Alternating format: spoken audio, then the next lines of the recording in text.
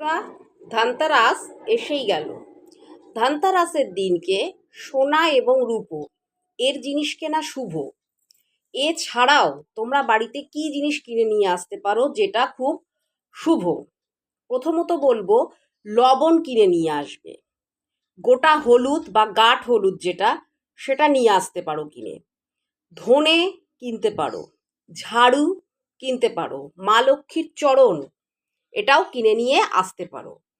আর একটা জিনিস তোমাদেরকে মাথায় রাখতে হবে, অবশ্যই কোন জিনিস তোমরা কিনবে না ধানতেরাসে। কোনো লোহার জিনিস কিনবে না, এটা অবশ্যই মাথায় রাখবে। কাচের জিনিস কিনবে না, অবশ্যই মাথায় রাখবে। কালো রঙের কোনো জিনিস কিনবে না, বা বস্ত্র কালো রঙের কিনবে না। ননস্টিকের কড়াই, এগুলো কিন্তু কালো রঙের হয়। কালো রঙের কোনো জিনিস কিনবে না, অবশ্যই এই জিনিসগুলো মাথায় রাখবে। আর যদি আমার ভিডিওটা ভালো লেগে থাকে, অবশ্যই শেয়ার করে দেবে বন্ধুদের মধ্যে।